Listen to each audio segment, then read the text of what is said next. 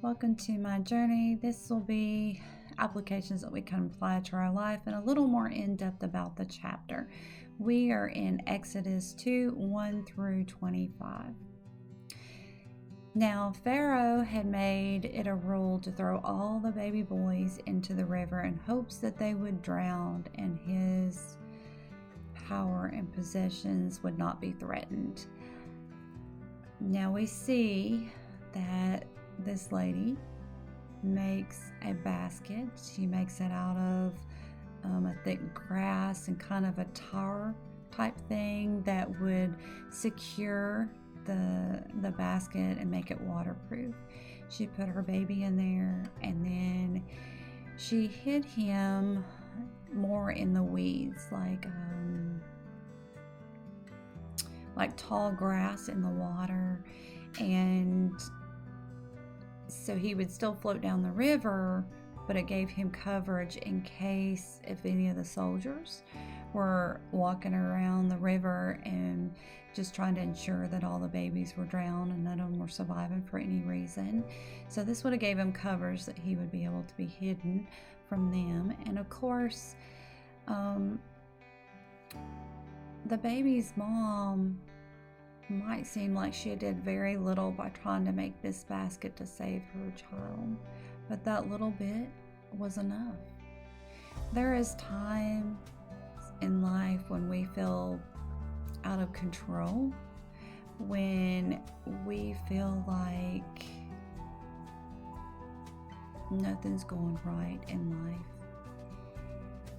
And we have to remember that it only takes a little bit of faith for God to work miracles. So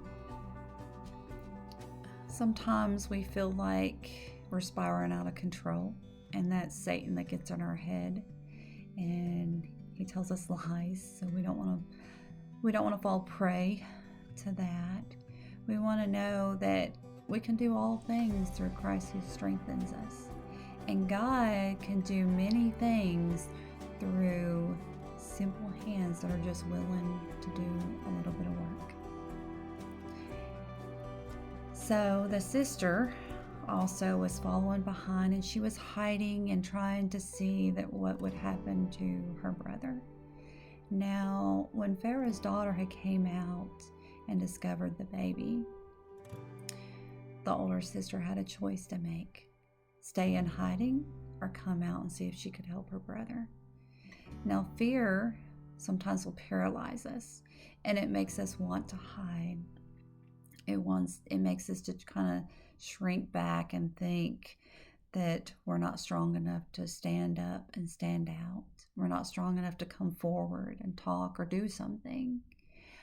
But it takes the courage to come out and have opportunities. So we have to be alert, we have to be ready, and we have to take full advantage of opportunities that come our way. Again, this takes trusting God to work out the details. We just have to be willing to not let fear hold us back or hold us down or keep us from doing anything that would help us gain better opportunities in life. God says that if we have faith like a mustard seed, nothing will be impossible. And a mustard seed is super tiny. We also see that Moses tried to make sure that no one was around when he killed the Egyptian and hid his body in the sand. And there are things that happen in life, and we try to hide them. We don't want other people to know about them. We have to know that God sees all and knows all. Now we see that Moses also ran. He ran because he thought his life was in danger. running away from our problems never solve anything. We can go back to the story about Jacob. He ran from his brother who was furious at him. He ran away, and one of the consequences was he never saw his mom alive again. And we're going to see through this story that Moses is going to have to face his problems as well. And each one of us eventually will have to face anything we've done wrong in our past. We can run. You can run for a little while. But eventually there's going to be a time that we're going to have to stop, and we're going to have to face the consequences of decisions we've made in our past. And we have to realize that God's going to be with us through all of it. Yeah, there might be some punishment for decisions we have made, but God gives grace and He gives mercy, and God gives us strength. So we have to trust God, and we have to pray about decisions we made that maybe wasn't so great. We have to pray about things that we're running from. We have to pray about our problems. And then we have to be bold and strong enough to just face those problems and deal with whatever the consequences are, and know that God's going to be with us and He's going to guide us through that. And we also see that Moses had compassion. He was compassion when the Egyptian was beating up a Hebrew. Moses had compassion on the ladies that was trying to feed their flock, and the shepherds came and pushed them out of the way. Now, we know that Moses was trained as a military man, so he would have had skills of a warrior. And when you compare that to even 4 or 5 shepherds that probably had no kind of fighting training at all, that wouldn't have been much of a match for Moses and his skills that he had learned through his life. And then we also see that Israel is crying out to God. They're in misery, they're in pain for the situations and the way that life has came about for them.